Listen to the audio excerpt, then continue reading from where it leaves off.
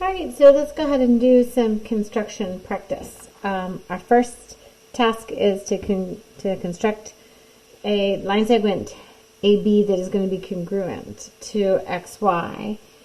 By the definition of congruence, if they are congruent, that means that they're going to have the same distance. So if segment AB is congruent to segment XY, that means that the distance from A to B is going to be same as the distance from X to Y.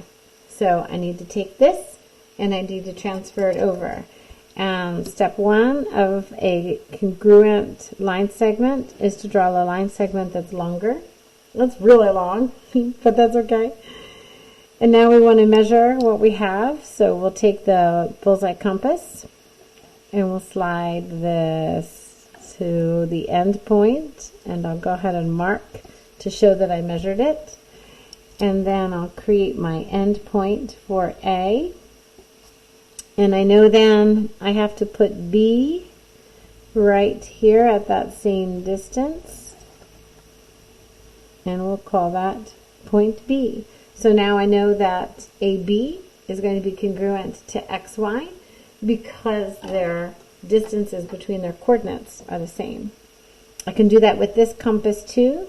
I can go ahead and open up the mouth and measure it out to Y and mark in that distance.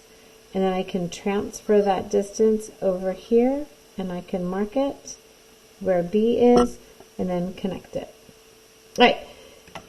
Now to make the perpendicular bisector of XY, I'm going to take my nose and put it over top of X, that little center point there. And I'm going to open up my slide so it's beyond halfway. I'm going to draw an arc in the bottom and the top.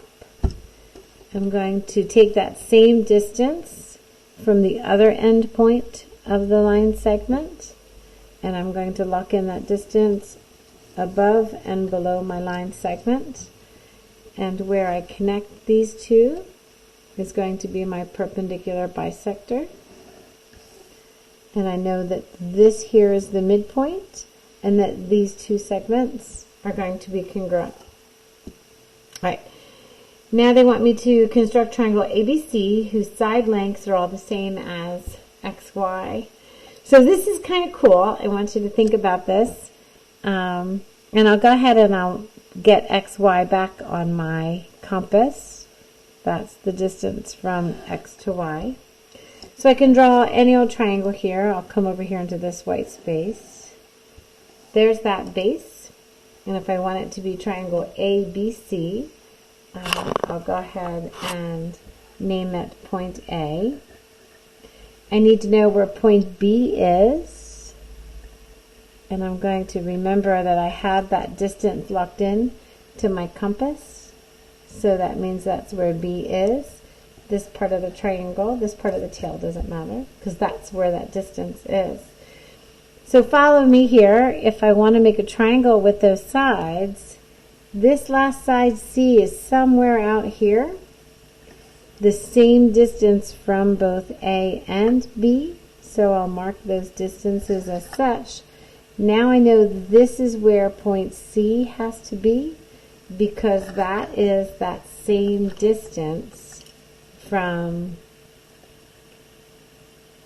my vertex A and from my vertex B. So if I know the measure of the distance from X to Y, I know that that's going to be the same as the distance from A to C, the distance from A to B, and the distance from C to D.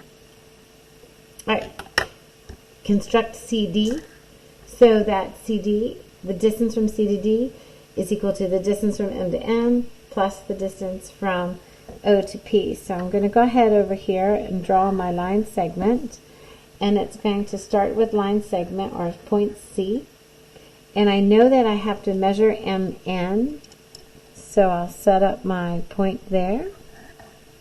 I'll slide this in like this, and I'll measure it. And then I know from M to N is this distance long, so I can transfer that over, and I can call this the first leg of my journey. M to N is that far. Now I need to know O to P. Put this here, this here, mark that distance. Now I know that the segment addition postulate is going to tell me to add those together. So this ending point of MN becomes my start point of OP, which means that this is going to be point D. So here is my distance from M to N, and here is my distance from O to P, and when I add them together, that's how I get CD. All right, now I want to construct KL so that it's OP minus MN. So this one's going to be kind of interesting. So let's give ourselves a baseline from which to start. And we'll go ahead and we'll call this K. And we have to figure out where L is going to be. So first of all, let's go get the distance from O to P. There it is. So from K to whatever arbitrary mark this is that distance from O to P. But notice I need to subtract the distance from M to N. So I'll measure how far M to N is, lock that distance into the compass, and now this is what I need to come back. So I need to put my nose here and come back this distance. So this here was the distance from O to P, and this here is the distance from M to N. So if I subtract that, that means that right here is where point L has got to go. So there's line segment KL. All right, perpendicular bisector of MN. Okay, so we'll come out here and we'll make my slide go a little bit more than half. I'll draw an arc below and an arc above. Switch my endpoints around. I'll draw an arc above and an arc below. And when I connect them, here's my perpendicular bisector, my midpoint. I never put my box in it. And that means that this distance from M to here is the same as the distance from N to there. All right, construct a triangle so that two sides of the triangle are congruent to MN, and the third side has a line, has a length less than MN. All right, let's go see what this looks like. First of all, we got to get MN measured in. So we'll put that point over top, stretch out, and call this the distance from M to N. All right, so here's what we're going to do. You ready for this? We're going to come down here and think about everything it needs me to do. I'm going to go ahead and draw a line segment, and I have MN locked in. So what I'm going to do is I'm going to draw where MN, this is the distance from M to N. Any point less than that is good enough. So I can pick any point here. Because here's the distance from M to N. I want it less than. So if I make that my vertex, when I go to draw my third side of my triangle, I'm going to pick here to put my nose and here. So then this distance from this intersection to that endpoint is worth MN. This is the same length as MN, distance from M to N, the distance from M to N, and this would have been the distance from M to N, and remember I made my vertex shorter. All right, let's keep going. Okay, so in the back of this worksheet, we're talking about angle measures now. So use the workspace below for these next constructions. I want to make angle A so that A is measures of angle 1 and 2 combined. All right, you ready for this? So we'll go ahead and measure. Here's our baseline. And we're going to go ahead and draw our working arcs. So we can measure the mouths of these angles. So we'll draw the working arc here. We'll draw the working arc here. It's just easier to keep them all the same. And a working arc, we'll call this here for A. And we'll draw our working arc here.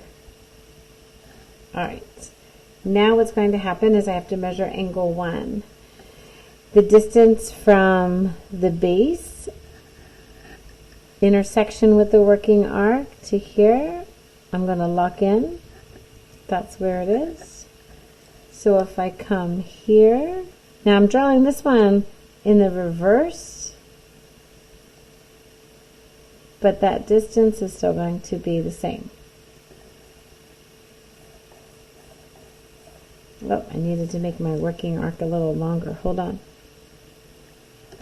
Let's go back and fix that. There we go. So right here, where this intersection happens, this is angle 1. Now I have to draw angle 2, adding to that. So if I measure the distance from this working arc here, I need to continue on and add that angle to it. And I can add it anywhere that I want. If this is angle 1, I could add angle 2 here, or I could add it onto here. It doesn't matter. So let's go ahead and add that space on to angle 2. So we'll go ahead and extend this line a little bit more. And I think we need to extend our working arc a little more too. So extend that. Now I'm going to go back here, and I'm going to be adding it on to this side of the angle. So if I measure right there, and I can add that right here. That's going to be angle 2. So here's angle 2. So construct angle A, so the measure of angle A is equal to the measure of angle 1 plus the measure of angle 2. Are you ready for angle A? Here she blows.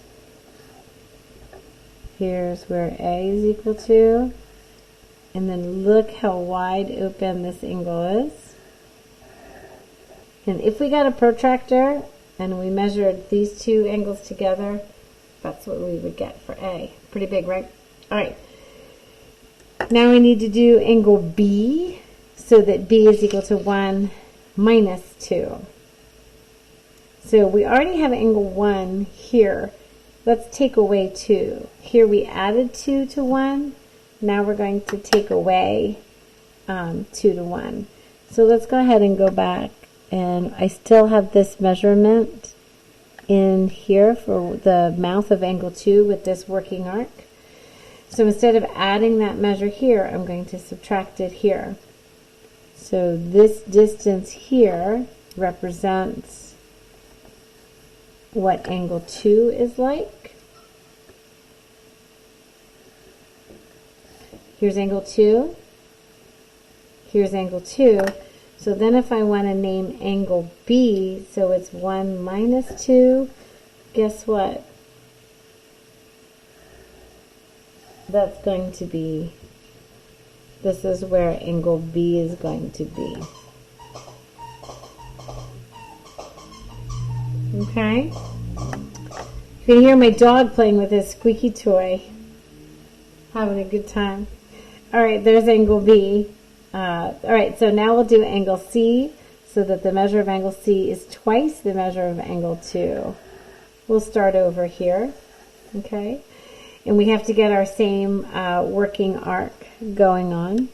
So we'll go ahead and, so we can have these, we'll measure there.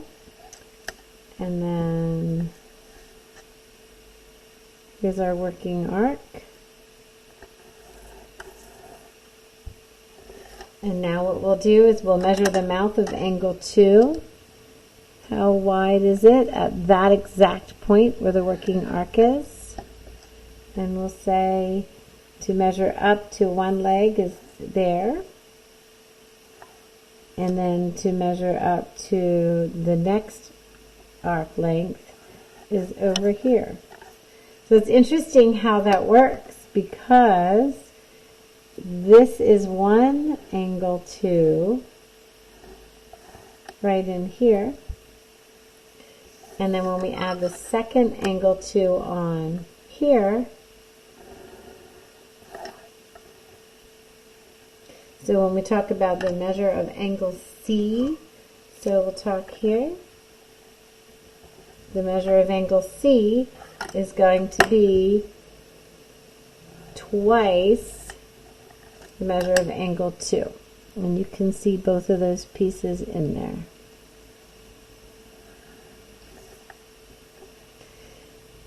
Alright, so we have A and B and C. D has to be equal to twice the measure of angle 1. Oh my goodness. Let's see how you do on that one. Alright everybody, here is a angle measure that's twice angle 1. I measured angle 1, then I added another angle 1. And if you look here, that's a special kind of angle. Notice it's greater than 180 degrees. So here would be 180 degrees, and it keeps going around. This is a special kind of angle called a reflex angle, and that is because it's greater than 180 degrees. So in that case, when it happens, you have to show everybody that you're talking about this angle measure that goes past that straight angle. We don't see many of these or work with them much, but it's important to just know what they're like. So there's angle D. When we have to do angle Y, so that Y is half of the measure of angle 2, the interesting thing is, let's just bisect this one while we're here. So when we talk about the measure of angle Y, we have our working arc already. So let's just go ahead, and it doesn't matter how long your arc measure is out here, as long as you use the same arc measure from each intersection with the working arc. Find that point of intersection, connect it to the vertex, and you've just bisected this angle. So we can call this one angle Y, which is going to be 1/2 of the measure of angle 2. All right. Draw AB, construct a segment whose length is 1/4 of AB. So we'll go ahead and draw a distance from A to B. And this is arbitrary. We get to just make this up as we go. And construct a segment whose length is 1/4 of A to B. Okay? So it sounds like I've got two perpendicular bisectors to draw. So I'll draw my arc above and below. And I'll come over here to B, and I'll draw my arc above, and I'll draw my arc below. So what I have right here is the midpoint of AB. So then I'm going to have to find the midpoint of this mid-segment. So I'll go ahead and I'll move my slider to be a little bit more than half, and I'll draw up and down. I'll move my slider to be a little bit, well, actually I keep my slider in the same place. Now when I have this, oops, now here I have a perpendicular bisector of my segment that was perpendicularly bisected. So when I talk about, maybe we'll call this midpoint C and this D, I'll say the distance from A to D is going to be equal to 1/4 of the distance from A to B, because I was able to cut it in half and then in half again. All right. How many angle bisectors does an angle have in a plane? Let's go with 1. How many rays in a plane can bisect an angle? There's only 1.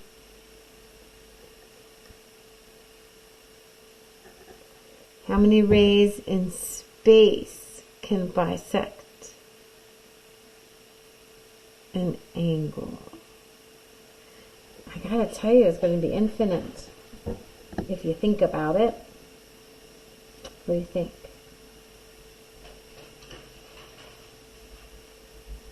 All right.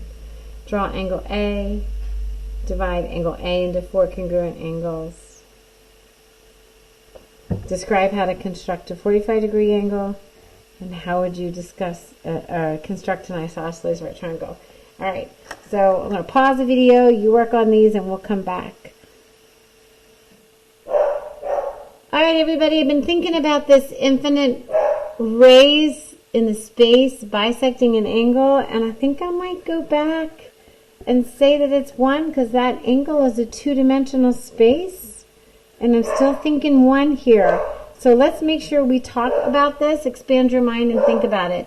Can you tell my dog is hungry? Barking in the background? Hey, I gotta go. Here's this, ready? Here's my angle A divided into 4. I did 2 perpendicular bisectors. Or not perpendicular bisectors, 2 angle bisectors. How do I do a 90-degree or a 45-degree angle? I'm going to bisect a perpendicular bisector. So if I bisected this angle using an angle bisector, I'll come up with a 45-degree angle. And you want an isosceles triangle? Here's an isosceles regular triangle. How do I make an isosceles right triangle? We're going to come back and talk about this one together. I need you thinking. All right, everybody, good luck. Come to class with questions.